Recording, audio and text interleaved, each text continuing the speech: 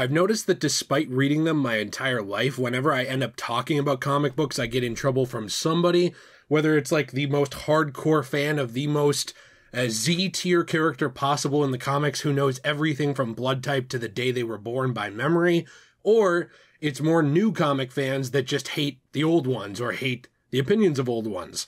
I think it was really funny when I talked about, I believe it was Tim Drake. I had to think about it a while ago and not really liking his whole romantic arc with Bernard, thinking it's kind of just tokenization and poorly written.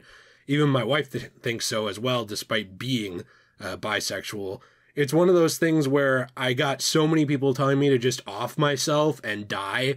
And it was really amusing to me, like how vitriolic and angry people get about comics and movies and stuff like that. So, we're talking about another thing I don't really like today, and that is the new She-Hulk show. This one actually really frustrates me because I'm a huge fan of Jen in the comics. One of my prized possessions is actually, I had to lean over because I don't memorize issue numbers, but I have She-Hulk number 40, which is very expensive. I always thought it was really fun. It's one of those taboo comics that like was really, really, really hated on at the time. Now remember, women have not always been able to show skin, and She-Hulk is one of those characters in the comics who I think has represented what common sense feminism always actually should be. She's a strong character. She's super pretty. Not that you have to be a feminist, but what I'm saying is like she's not a caricature of someone who believes in equal rights or treatment or whatever. And I will say from my own background, when it comes down to it, I used to be somebody who thought that a lot of people who talked about this stuff were just complaining. Everybody has it hard. Get over it. As I've gotten older, I've become a lot more empathetic to different issues, even ones I don't necessarily experience. I've seen the treatment of some of my friends who are women, online especially, and it is a lot worse than I get. So when it comes down to the message of She-Hulk, I actually have no problem with some of the messaging in this show, but what bothers me is the way that the message is sent and the way that it's written. From the get-go, the CGI on this show was iffy, but actually watching it in motion, it's fine.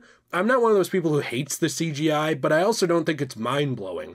I think that it looks less realistic in a lot of scenes than the original Iron Man did, and I don't know how that's possible. I do know that they did use a lot of practical effects in that movie too, but there was a lot of CGI as well, and that was a long time ago. I have loved the last Thor movie that I know a lot of you didn't like. I loved it. I loved No Way Home. I adore that movie way more than Thor, but I really do love it still. I really even liked Doctor Strange too. So it's not like I'm coming at this from a position of being a Marvel hater, but when it comes down to this show, I was inspired to talk about how much I don't like the writing and some of the elements of it because Moist Critical, Charlie, as some of you might know him, who I don't know, obviously in real life, he's much bigger than me.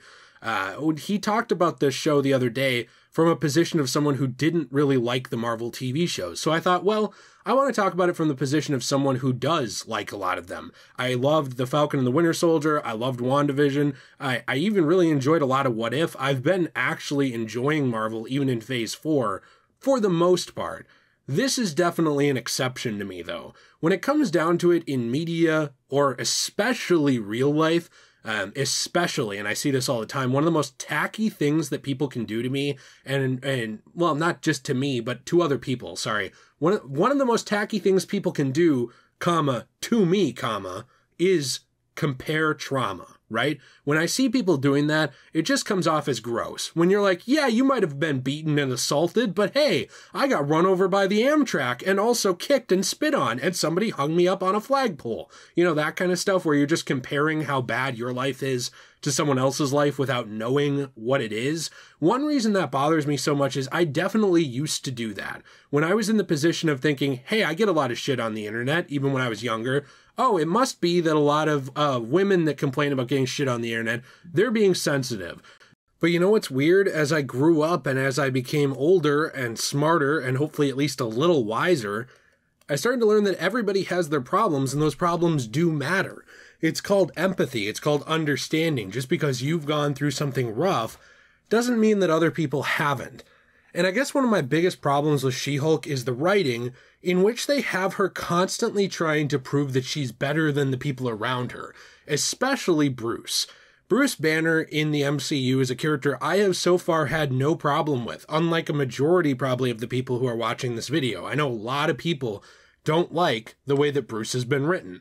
They don't like going from the Incredible Hulk to going to, a very scary, serious Hulk in maybe Avengers and Age of Ultron, still to all of a sudden kind of going a little bit more comedic with Ragnarok, to then going more smart Hulk.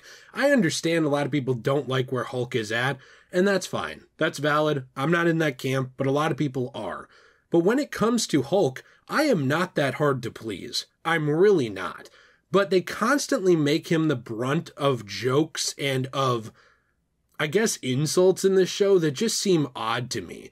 There's a scene that I know a lot of people on Twitter especially have been talking about. Charlie mentions it in his video as well, which is essentially a scene where Hulk tries to tell She-Hulk, hey, listen, you're turning into She-Hulk now. If you lose control of your temper, you could accidentally kill someone. It's horrible. You just don't want to do that. So let's, make sure you got all your baggage in order. Make sure that you got your stuff in your head and all your ducks in a row, because if you can't control your emotions in some way or another, all of a sudden you transform into a more dangerous Hulk and people are dying. You're destroying things and you don't have full control over that. And instead of being like, okay, I understand, or I've had a lot of experience dealing with anger before, I think I'll be able to do this, she kind of goes on a weird monologue about how people catcall her, which a lot of people have latched onto this line specifically, and there is a good reason for it, because it's a weird spot for it. It's just an odd way. They don't do any showing and not telling in this show. It's just all telling you. But then she goes on to say that she's better at controlling her anger than Bruce because of this catcalling and because of people being mean to her at work and questioning that she knows law because she's a woman and being misogynistic and stuff like that. That's bad writing, because here's the thing. It's not that you can't show these things happening. What's interesting to me is that you don't need to invalidate anyone's experience to show what She-Hulk goes through. She-Hulk is the recipient in a lot of the Byrne comics of some misogyny from different characters, of being underestimated or being treated a little bit like an object, like you're sexy Hulk, so like you can't be as strong or you can't be as good, you must just be the hot one.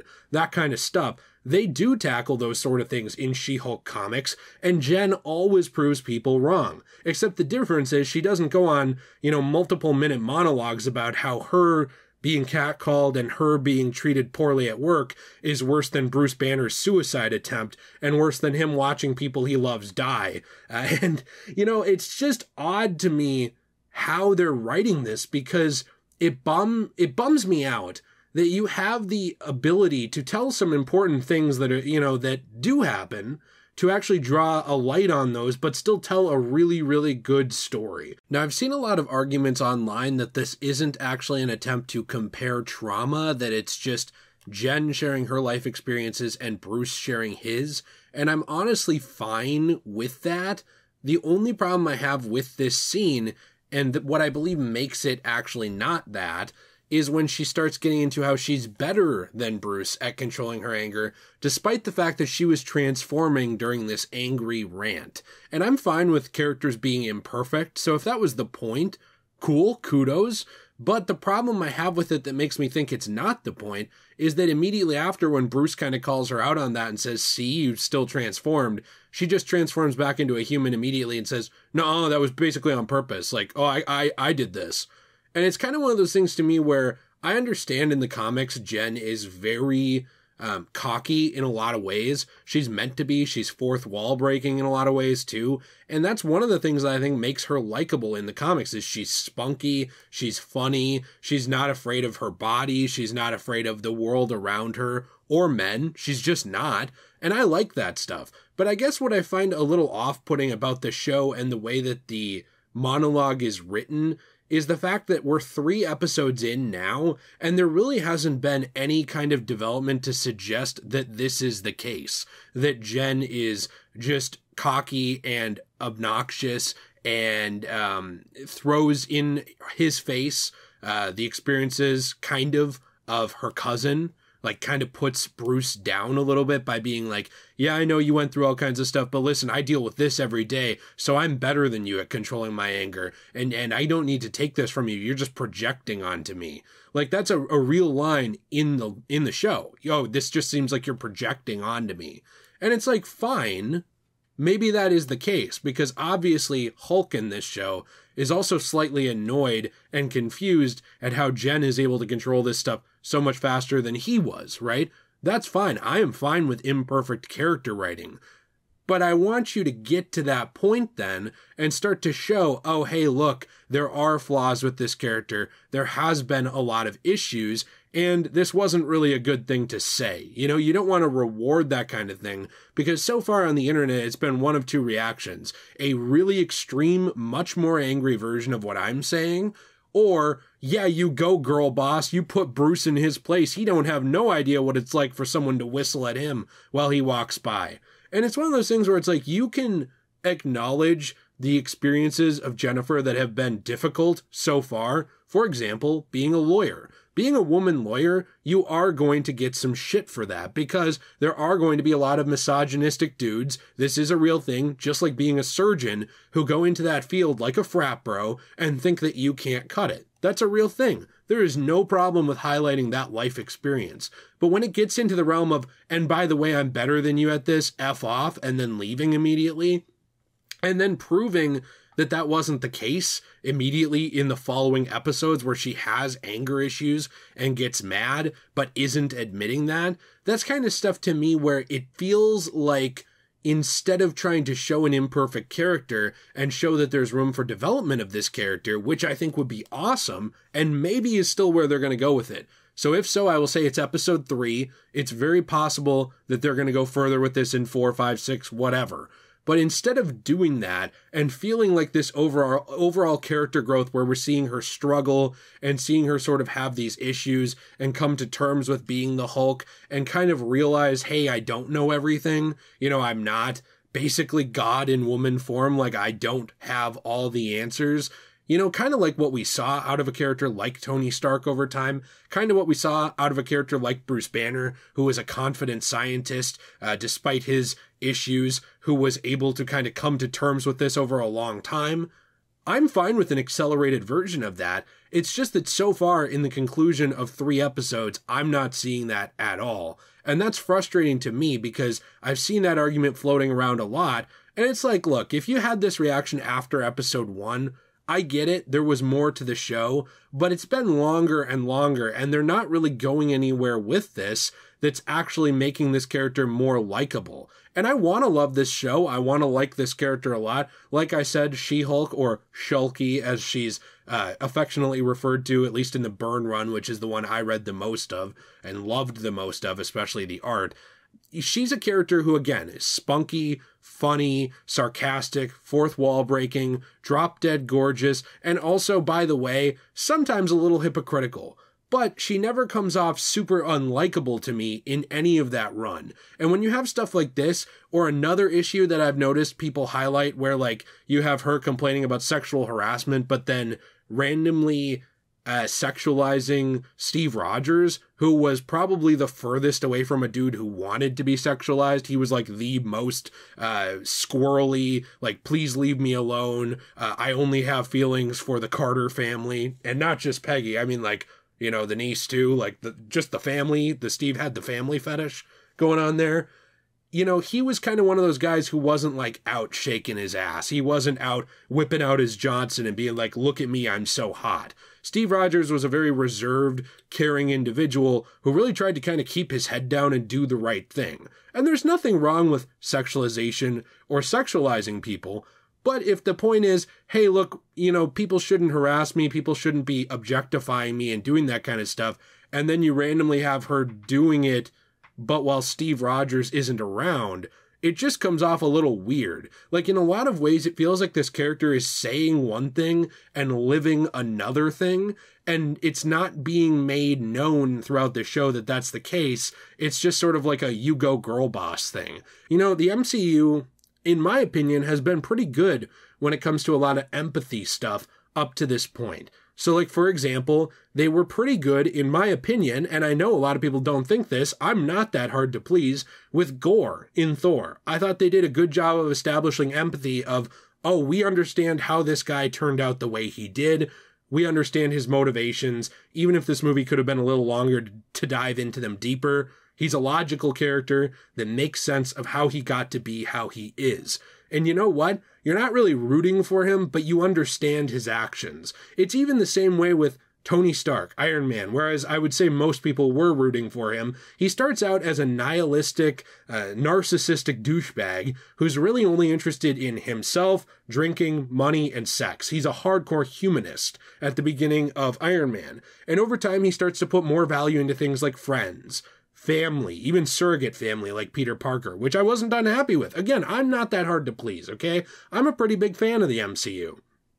And then you get to characters like Jennifer in She-Hulk, and instead of actually establishing that this is a character who's gone through a lot of hardships, who has had a lot of problems, but is now kind of given an opportunity to show people who she really is, you know, like to really stand out, become a star, and become a hero, and sort of do this kind of stuff, instead of getting into that meat of the show and showing things like, hey, listen, you know, men go through their stuff, here's some stuff women go through that's maybe different. Instead of doing that and validating different experiences, it feels like this show is constantly her trying to tell you, the audience, why she's better than the people around her, or why other women in the show are better than people around her.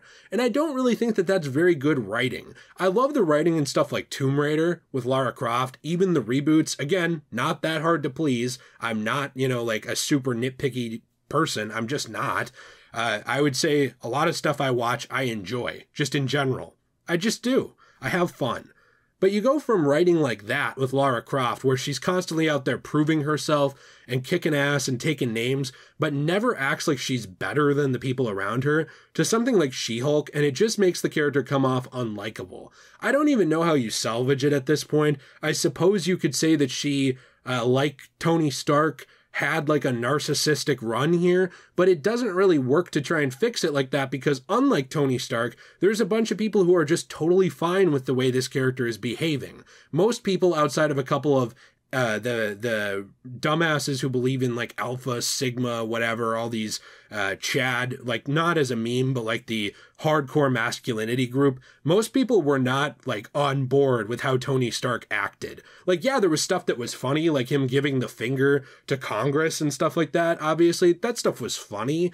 But overall, people still realized that his behavior was what we would now call problematic. Like, he was a hardcore drinker, he clearly had a sex addiction, he had a lot of problems, but as he became a better person and a better character, people rooted for him more. One of the best things about him is seeing where he started and where he is now. One of the frustrating things to me about She-Hulk is that this transformation is not making Jen more likable. If anything, she's becoming less and less likable over the course of the series, and that really bums me out, because this is a character that I think does matter, is important, and is a role model for a lot of little girls everywhere, and little boys, and little whatevers. I don't know, freaking cats, maybe. I don't know, whatever you are.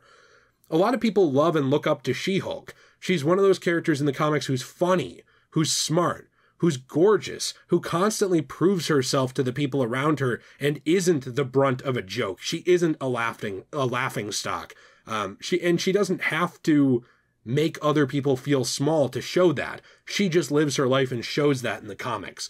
To a show like this, where it's like every week you're constantly cringing, just wondering like, oh great, who are we going to be told that She-Hulk is better than now? You know what? People aren't frustrated enough with Bruce Banner's character in the MCU. Let's like really show him here. Now, I have liked Marvel shows pretty much up to this point, but this kind of stuff just makes me not care. I know it's one project, and I know that there will probably be other stuff I like in the future, but I have almost no desire to even go back week after week to watch this show at this point, because you're just making the character unlikable, and in my opinion, kind of bastardizing the comic book version that I grew up with and really enjoyed. Now, at the end of the day, does this change the world? Is this really changing anything? No, but I do think it says something. I haven't even looked at the scores. I've just heard they're bad, but I'm going to look right now in real time as I'm as I'm typing. I think it says something when you have half of your audience frustrated with the way the show is. Yes, there's always going to be absolute losers who review bomb stuff before it's even out. That's never a good thing to do. It's stupid. It comes off dumb as hell, and it makes you look like an idiot, because you should at least give something a chance, at least watch some clips, anything, before you judge stuff. But as someone who has been watching this, I was balls to the wall excited for She-Hulk when it originally was announced. I love this character. I was so looking forward to seeing her play off of other characters, in the MCU. And now I'm at the point where I just don't think I care. I have nothing against the actress, nothing wrong with her, and nothing wrong with, the VFX team or any of these people. But like, it just frustrates me. I'm interested to hear your thoughts down below. I'm sure I could go on about this longer, but the longer I make this, the more incoherent I'm sure it will become. So instead, let me know what you think in the comments down below. Please be sure to leave a like and subscribe for more content. And if you love this show, please tell me why I'm wrong. Because you know what? Maybe it will improve. Episode 4, 5, 6, etc. Maybe it will improve. But for me so far, a dude who was on the edge of his seat every episode of WandaVision and even The Falcon and the Winter Soldier when a lot of people weren't into them, even I'm not really enjoying this. So I'm interested to hear why I'm wrong. I'm interested to hear from the smaller subset no one cares about why I'm sexist and maybe racist because I hate green women or something. I don't know. But I'll keep sitting here with my She-Hulk number 40 on the wall, loving it, and I'll talk to you again real soon. If you enjoyed this video, please be sure to leave a like and subscribe. Let me know what you think down below. Have a fantastic day, and as always, everyone, stay shway.